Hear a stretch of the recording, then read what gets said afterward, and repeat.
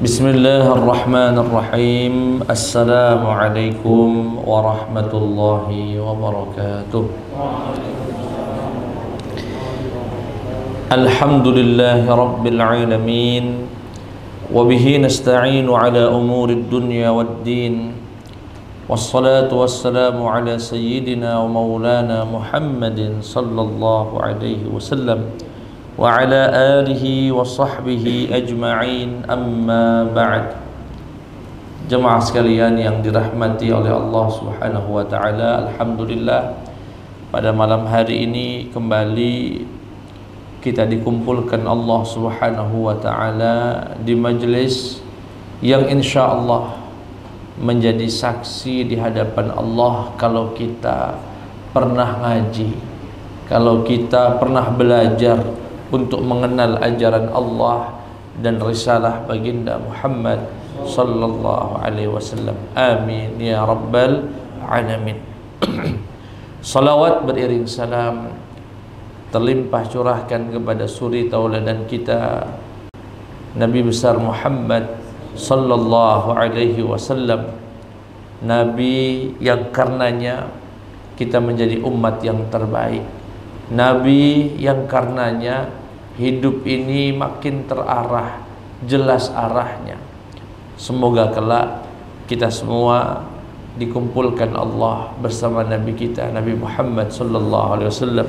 Amin ya rabbal alamin. Jemaah sekalian yang dimuliakan oleh Allah Subhanahu wa taala,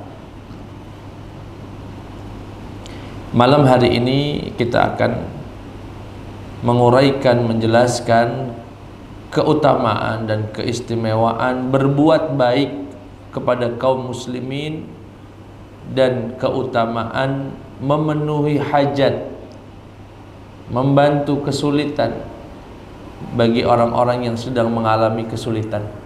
Apalagi sebagaimana kita ketahui bersama, hari-hari ini sangat dirasakan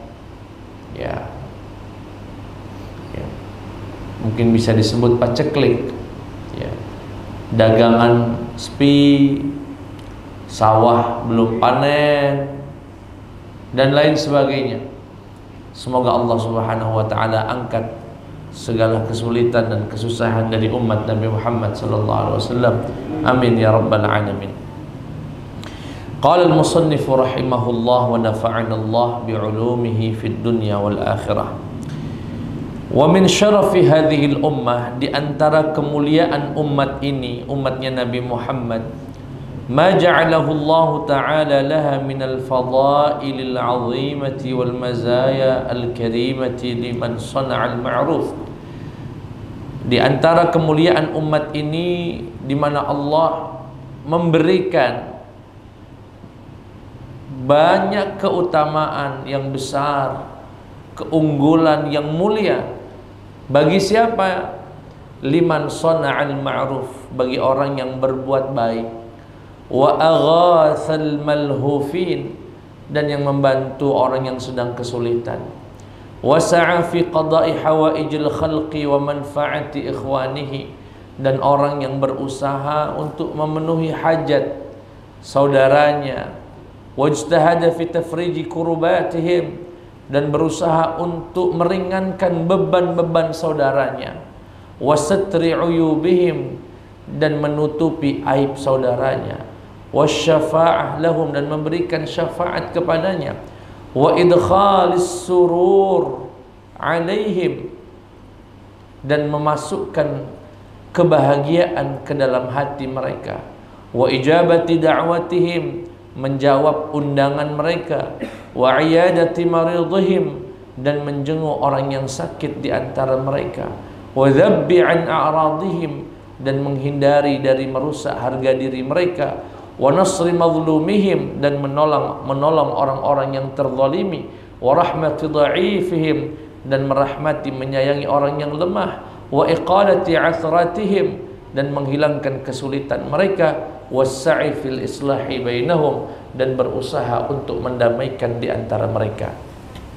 Itu secara umum kebaikan-kebaikan orang ngebantu orang, ya, Jadi Nabi Muhammad sallallahu alaihi wasallam mengajarkan kita umatnya untuk tidak egois, untuk tidak mementingkan diri sendiri saja.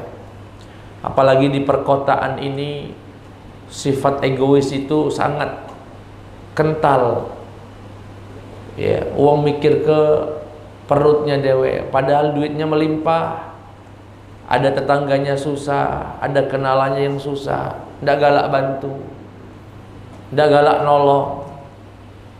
Ya, semoga hal-hal semacam ini bisa kita hindarkan dengan cara menjalankan ajarannya Nabi Muhammad sallallahu alaihi wasallam.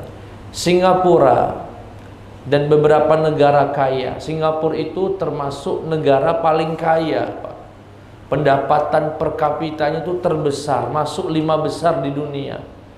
Tapi saya pernah membaca kurang lebih di tahun 2018, meski negaranya kaya, pendapatan warganya besar, tetapi rupanya negeri ini termasuk negeri yang kurang bahagia. Jadi ada yang namanya istilah indeks kebahagiaan, daftar-daftar negara yang kurang bahagia. Singapura termasuk yang kurang bahagia, padahal duitnya melimpah. Pertanyaannya, apa yang menyebabkan orang-orang Singapura, orang-orang Jepang yang pendapatannya besar tetapi tidak mendapatkan kebahagiaan? Salah satunya orangnya egois, nafsi-nafsi. Saya punya seorang kakak sepupu, itu di Jepang sudah lebih dari 15 tahun. Saya tanya, bagaimana sih sebetulnya orang Jepang? Cuek. Tahu cuek, Pak? Nggak kata ngurus uang. Kalau kita, Pak, ya, misalnya lagi belanja gorengan, pempek, tahu-tahu ada kenalan kita, itu semangat untuk biarlah aku yang bayar ke dia, biarlah aku bayar. Begitu, Pak ya? Itu luar biasa, itu budaya sunnah Nabi yang luar biasa. Bahkan kadang-kadang beberapa kali saya sarapan di satu tempat, lagi makan, pas mau bayar, Pak Ustadz sudah ada yang bayarin tadi. Masya Allah. Itu umatnya Nabi, umatnya Nabi Muhammad sallallahu alaihi, nggak cuek, nggak ego, aku dia makan ngapa aku bayarin. Enggak, kalau umat Nabi Muhammad enggak. Makanya acara-acara semacam maulid itu mengajarkan kita untuk saling berbagi, makan satu nampan, merasakan persaudaraan. Dan nilai-nilai semacam ini makin hari makin tergerus. Hampir wong itu tidak peduli lagi. Maka dari itu kita hidupkan lagi sunnah Nabi Muhammad sallallahu alaihi wasallam. Apa saja kemuliaan yang Allah akan berikan kepada orang-orang yang berbuat baik? Di antaranya, an-nasa'i fi naf'il muslimin huwa ahabbul khalqi ilallah. Bahwasanya orang yang berusaha untuk memberikan manfaat kepada kaum muslimin adalah orang yang paling dicintai oleh Allah Subhanahu wa ta'ala. Khairun nas anfa'uhum linnas. Sebaik-baiknya manusia adalah orang yang paling bermanfaat buat manusia yang lain. Bayangkan, Pak, ada waktu itu saya pernah melihat satu acara di Kick ND, ya, dulu dia tahun-tahun 2000-an. Itu mendatangkan orang-orang yang inspirasi, yang berbuat baik. Di antaranya ada seorang dokter membuka praktek gratis, seikhlasnya. Orang-orang yang semacam ini, Pak, adalah orang yang paling dicintai oleh Allah Subhanahu wa ta'ala. Ya, kalau kita mungkin kira-kira apalah Ustadz yang pacakku lakukan agar aku bisa bermanfaat buat banyak manusia. Seperti ini misalnya, menjadi tim kamera, menvideokan, merekam, Agar apa niatnya? Biar manfaatnya bisa banyak menikmati, bisa mendapatkan ilmunya. Kalau ini dijalankan dengan ikhlas, insya Allah min ahabbi khalqillah, di antara hamba Allah yang paling dicintai. Apa saja kebaikan yang manfaat buat manusia. Gerakan yang kemarin ada di Lampung, membersihkan pantai, ya, menggerakkan 3.000 orang kalau tidak salah. Sampah yang begitu banyak di pinggiran pantai sekarang sudah bersih. Gerakan semacam ini harus didukung, harus diperbanyak. Semoga di Palembang pun akan muncul gerakan-gerakan semacam itu, membersihkan selokan-selokan di Palembang ini. Mohon maaf, dengan segala hormat, kota yang kita cintai ini sampah belum terurus dengan baik. Jangan, bahkan dengan segala hormat, jauhnya dari rumah wali kota, radiusnya tidak lebih dari 1 kilo, ada sampah yang terbuang dan bau. Dan seharusnya semacam itu tidak terjadi. Ya, saya pernah bercerita dengan teman-teman, ya, saat ngobrol-ngobrol, ada jalan-jalan berlubang itu, Pak. Kadang-kadang kalau nunggu pemerintah yang lama, nak rapat DPR dulu, nak macam-macam, sedangkan sudah berlubang. Sebagian orang-orang yang inisiatif, dia beli semen, dia yang sikok beli batu koralnya, yang sikok nutupi lubang-lubang itu. Luar biasa. Orang semacam ini min ahabbi khalqillah, di antara hamba Allah yang paling dicintai. Apa saja yang manfaat buat manusia, lakukan. Media sosial, kalau misalnya ada bantuan beasiswa atau bantuan dari pemerintah, jangan disembunyikan informasinya. Ada lowongan kerja, ceritakan, sampaikan, beritahukan kepada orang. Jangan takut rezeki kita keambil. Itu juga termasuk kebaikan buat manusia. Lalu apalagi keutamaannya, Ustaz? Annahu minal aminina min adzabillahi yaumal qiyamah. Orang yang membantu hajat manusia itu akan mendapatkan perlindungan, keamanan dari azab Allah pada hari kiamat. Nabi Muhammad sallallahu alaihi wasallam, ya, disebutkan dalam satu hadis an Ibnu Umar radhiyallahu anhuma marfu'an, berkata, innallaha, sesungguhnya Allah azza wa jalla inna lillah azza wa jalla khalqan, sesungguhnya Allah memiliki hamba-hamba, khalaqahum lihawaijin nas, yang Allah ciptakan untuk memenuhi hajat manusia. Yafza'u ilaihim an-nasu fi hawaijihim, di mana manusia bergegas untuk berangkat menuju orang-orang tersebut dalam menunaikan hajat-hajat mereka. Mereka lah orang-orang yang akan mendapatkan keamanan dari api neraka. Maksudnya gimana, Ustaz? Orang yang memenuhi hajat. Saya kasih contoh, ada seorang dosen dulu, Pak, ya, dan kita bisa contoh ini. Mungkin di sini banyak mahasiswa. Mahasiswa itu bercerita, Pak, bercerita kepada saya. Ustaz, saya tanya awalnya, Ustaz, saya tanya, antum gimana ekonominya? Sehat ekonomi? Malu Ustaz nak ceritanya. Ceritalah, tidak apa-apa. Sebulan berapa dikirim wong tua dari kampungnya? Cuma 300.000, Ustaz. Sebulan, bayangkan, 300.000.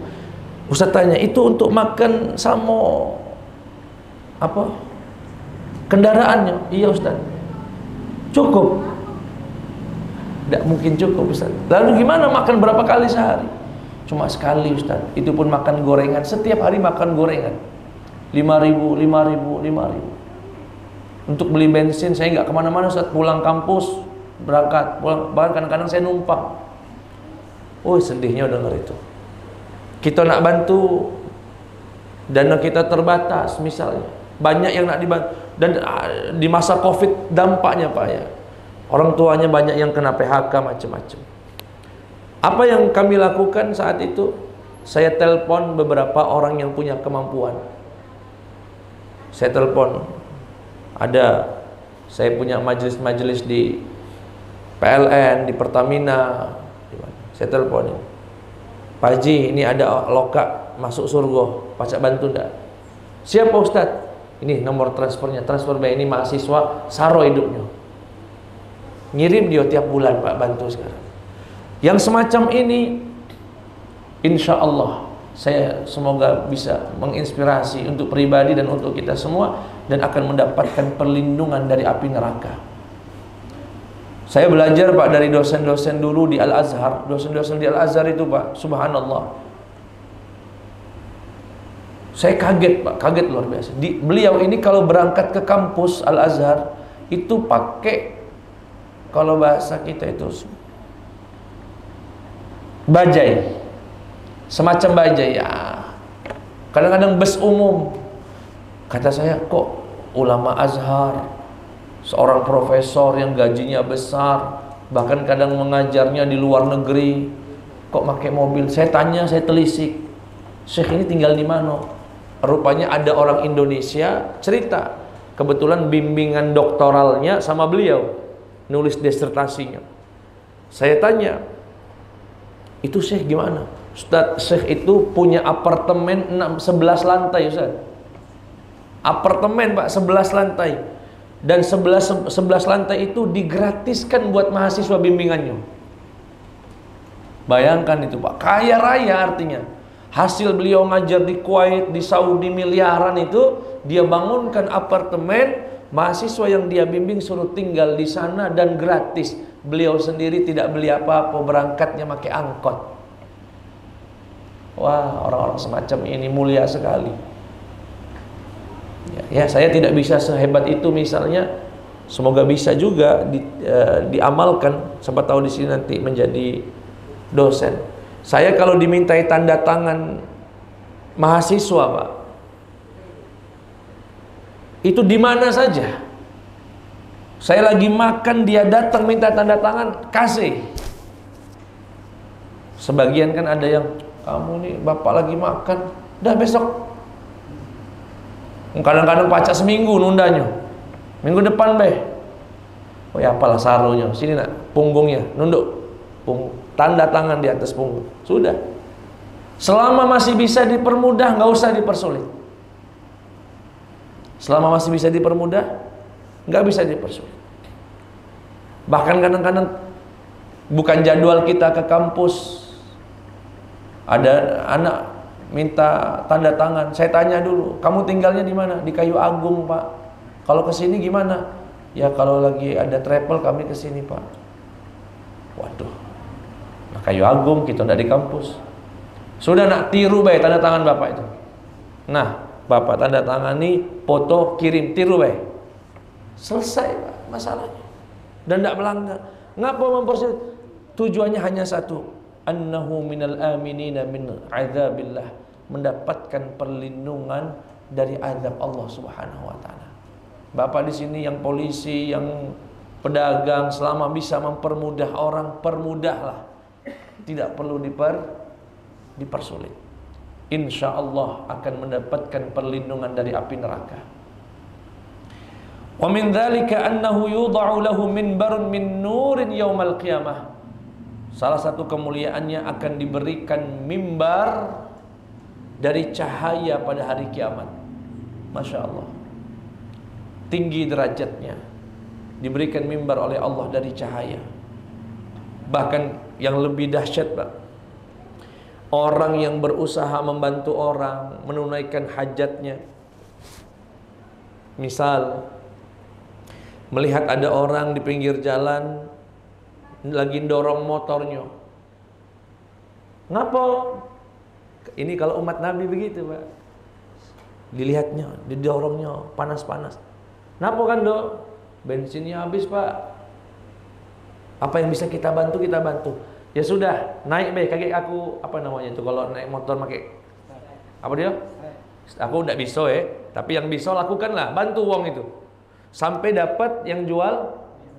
Orang ini jika melakukan itu karena Allah Subhanahu wa taala, perhatikan, annal mustafa yaqifu 'inda mizanihi fa in rajaha wa illa syafa'alah. Nabi nanti Pak, Nabi Muhammad sallallahu alaihi wasallam, ketika orang ini sedang dihisap sama Allah, mau ditimbang, Nabi akan lihat begitu timbangan dosanya lebih berat dari pahalanya, saat itu syafaat Nabi langsung memberatkan timbangan kebaikannya. Masya Allah. Apa sajalah yang bisa dibantu. Ini karena kebetulan yang hadir banyak yang muda-muda. Melihat orang semacam itu, kita bantu. Bahkan bila bisa berbagi bensin, kita ganti bensin, kita bagi bensin kita. Tidak ada masalah, walaupun hari ini memang harus agak lebih hati-hati juga. Saya dulu polos, cuma dikasih nasihat, Ustadz, kalau ada uang minta tumpangan jangan, hati-hati. Napo kaget uang bawa sabu, bawa apa? Ustadz kenal kaget. Oh itu ya ada, perlu ada kekhawatiran, perlu ada kehati-hatian. Tapi pada prinsipnya selama masih bisa bantu orang, bantu. Tenaga, pikiran, ya. Bahkan begini Pak, yang kadang menjadi alasan orang tidak membantu, Ustaz, aku tidak kate uang, Ustaz. Nak bantu apa? Uangku terbatas. Pak, terkadang kita ngebantu orang itu tidak harus dari kantong kita sendiri, tapi kita bisa menjadi penyambung lisan. Kalau kita punya kenalan dengan orang yang lebih mampu, kita minta. Ya, saya sering, ya saya tidak sebutkan namanya. Pernah ada orang minta bantuan duit berapa, misalnya 300.000, 200.000. Saya telepon, ada rezeki enggak? Ustaz, alhamdulillah lagi ada rezeki. Nah, bantu uang ini 300. Siap Ustaz. Saya meski nggak keluar dari dompet sendiri, insya Allah dapat pahala. Itu yang dimaksud wala yahuddu ala ta'amil miskin. Apa itu? Orang yang ngajak orang untuk bantu orang. Jadi kalau kita tidak punya rezeki yang melebih, setidaknya kita punya lisan untuk membantu, mengingatkan orang, membantu orang, ya, agar bisa membantu saudaranya yang sedang kesulitan. Bayangkan Pak, Nabi Muhammad sallallahu alaihi wasallam nanti berdiri di timbangan orang itu. Dilihat begitu dosanya berat, Nabi langsung memberikan syafaat agar timbangan pahalanya menjadi lebih berat daripada timbangan dosanya. Jemaah sekalian yang dimuliakan Allah Subhanahu wa taala. Yang berikutnya, bahwasanya orang yang membantu saudaranya akan dibebaskan dari sifat kemunafikan dan api neraka. Dan berikutnya akan dibantu untuk melalui siratal mustaqim. Sirat saronian itu Pak, tipisnya setipis rambut yang dibelah menjadi 7. Tipis, tajam, tak sanggup kaki ini melangkah di atasnya. Tetapi jika orang ini dulu di dunia sering ngebantu orang, sering memenuhi hajat orang, Allah Subhanahu wa taala akan memberikan bantuannya. Bahkan di sini disebutkan man kana wuslatan li akhihil muslim. Barang siapa yang menjadi penyambung buat saudaranya yang muslim, ila dzi sultanin, kepada orang yang punya kuasa, fi mablaghi birrin, untuk mendapatkan harta, sebagian harta kebaikan, au taisiri asirin, kemudahan untuk orang yang kesulitan, a'anahu Allahu ala ijazatis sirati yaumal qiyamati 'inda dahdil aqdam, akan mendapatkan pertolongan dari Allah untuk melalui siratal mustaqim. Maksudnya gimana Ustaz? Oh ya Rabb, ada seorang mahasiswa misalnya, ini saya kisah nyata Pak ya, bercerita kepada seorang dosen. Kemudian bercerita, Ustaz, kepada dosen itu, Aku dapat UKT yang tinggi Ustaz. Berapa? 3 juta Ustaz sebulan. Satu semester. Sanggup enggak? Enggak sanggup Ustaz. Wong tua aku enggak sanggup. Kalau sejutaan mungkin masih sanggup. Masih?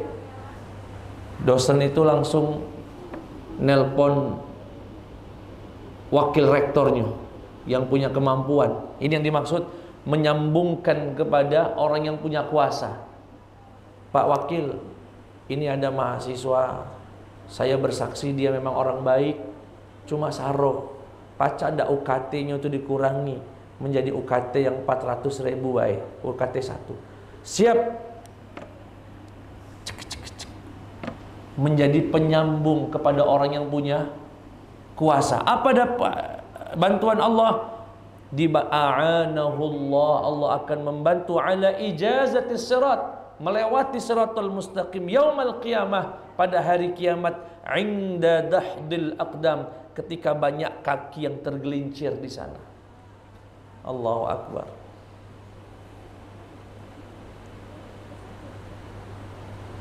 Jelas Pak ya? Dan begitu polisi, siapapun yang punya jabatan, yang punya bisa membantu orang, dan Bapak menjadi penyambung. Tapi ada juga maklar, penyambung tapi minta jatah. Kaget kalau keluar UKT yang mereka, kamu bayar aku ya 1 juta sebulan. Nah, sama baik, tidak boleh. Insya Allah.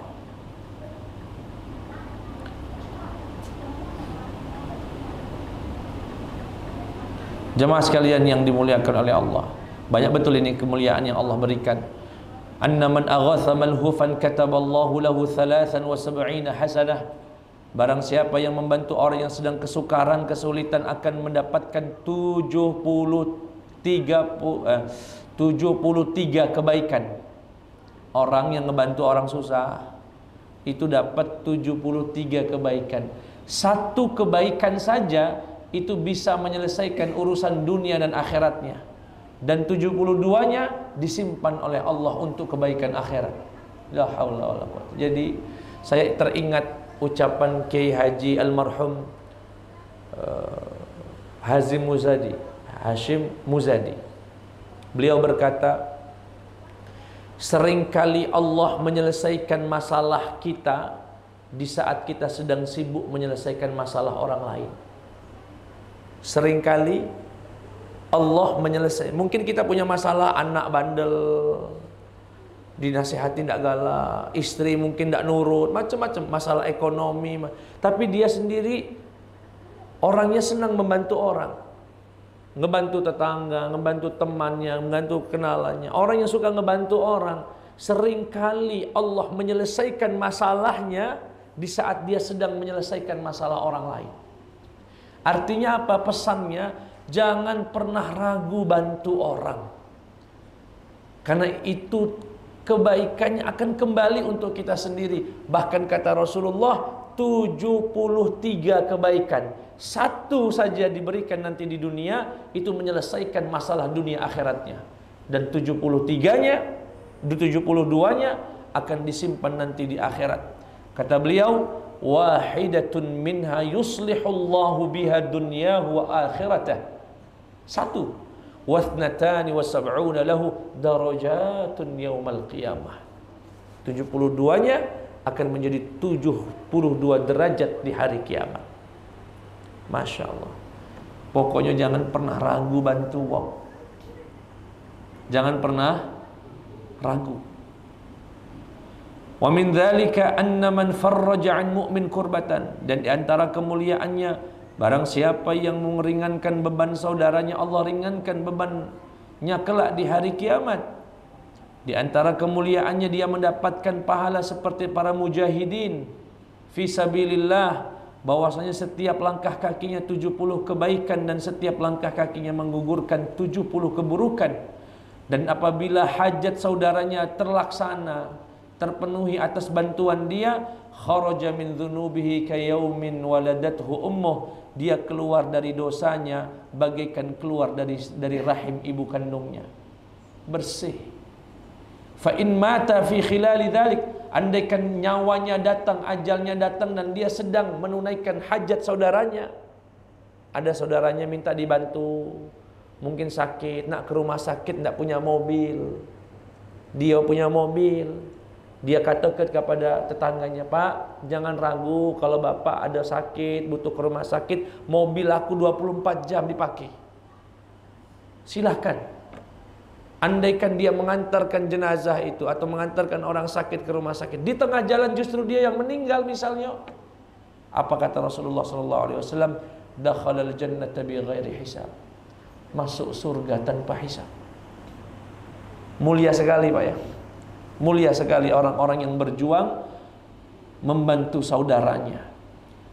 Ini membuktikan umat Nabi Muhammad dididik, dilatih, ditarbiyah, ditazkiyah untuk tidak hidup egois. Ini pesan Ustadz nih buat murid-murid Ustadz nih yang masih muda-muda. Andaikan kalian jadi orang-orang sukses di masa depan kalian, bantu saudara kalian, bantu siapapun yang sedang susah. Jangan persulit orang. Selama masih bisa bantu, bantu. Selama bisa nolong, nolong. Gak bisa bantu, sambungkan kepada yang bisa bantu. Luar biasa kemuliaan, maziyah dan karunia yang Allah berikan begitu luar biasa. Di antaranya tadi apa?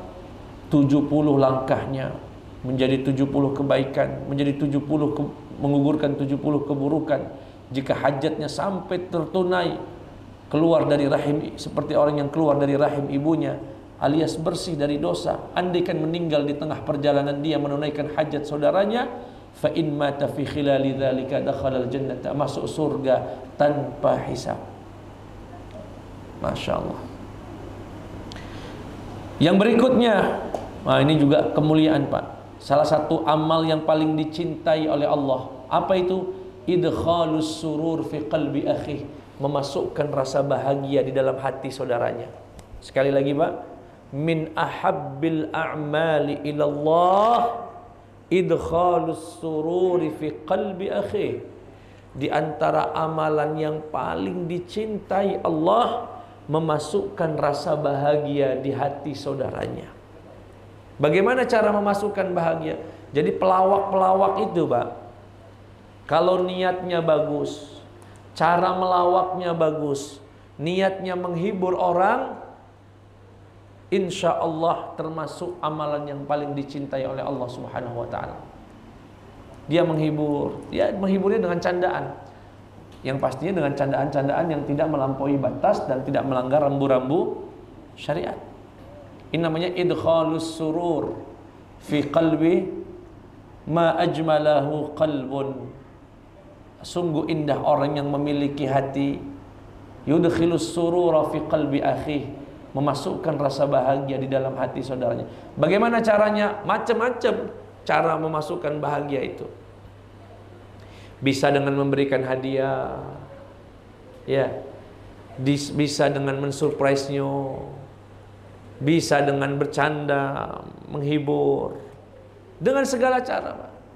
Ya, bisa dengan mendengarkan keluh kesahnya, memberikan nasihat dan lain sebagainya. Itu salah satunya. Kemudian jamaah sekalian yang dimuliakan oleh Allah Subhanahu wa ta'ala, ya saya potong saja. Dan di antara kebaikan yang sangat dianjurkan oleh Nabi Muhammad SAW, islahu dzatil bain, mendamaikan saudara-saudaranya yang sedang ribut. Mendamaikan saudaranya yang sedang ribut. Ada tetangganya tidak teguran sama tetangga sebelahnya, jangan jadi kompor, malah mana sih, bukan. Justru kalau bisa dipertemukan, didatangi, napola kamu tuh ada apa sih dengan wong itu, napo caknya aku perhatikan tidak pernah kau tegur-tegur sapa lagi. Iya, oh itu. Terus mau kamu mak mano? Rumah ini aku mau dia, asalkan dia minta maaf. Oh ya sudah, aku dengar dulu. Datang lagi besoknya ke rumah. Subhanallah, orang ini menyisihkan waktunya, memang padahal dia sendiri punya kebutuhan, punya masalah, tapi dia bergerak untuk mendamaikan saudaranya. Apa kata Rasulullah sallallahu alaihi wasallam? Sallallahu alaihi wasallam. Saya sebutkan redaksinya dulu. Afdalu min nawafilis siyami was salati was sadaqah. Bahwasanya orang yang mendamaikan orang yang sedang ribut itu pahalanya lebih baik daripada puasa sunnah, salat sunnah, bahkan sedekah. Ya, apalagi sampai mendamaikan suatu kabilah besar. Ya, luar biasa. Jamaah sekalian yang dimuliakan oleh Allah Subhanahu wa taala. Kemudian di antara kemuliaan yang Allah akan berikan, orang itu akan dibanggakan di padang mahsyar di hadapan hamba-hamba Allah yang lainnya. Jamaah sekalian yang dimuliakan oleh Allah, saya kira cukup itu ya. Termasuk memberikan maaf ya. Ini terakhir ada satu, memberikan maaf. Idza waqafa al-'abdu lil hisab. Jika seorang hamba sedang berdiri untuk melakukan proses hisab, yunadi munadin, ada seorang makhluk, malaikat pastinya, menyerukan, liyakum man ajruhu 'ala Allah, berdirilah yang memiliki pahala atas Allah Subhanahu wa taala. Fayuqal wa man ajruhu 'ala Allah, siapa itu orang yang pahalanya ada di sisi Allah? Fayaqul al-'afuna 'anil nas, orang yang dulu mudah memberikan maaf kepada saudaranya. Setelah itu dia berdiri. Inilah orang-orang yang dulu di dunia mungkin disakiti saudaranya, dizalimi saudaranya, tapi dengan mudah dia memberikan maaf. Faqama kadza wa kadza, bangun orang ini, bangun orang itu, fadakhaluha bighairi hisab, ia masuk surga tanpa dihisab oleh Allah Subhanahu wa taala.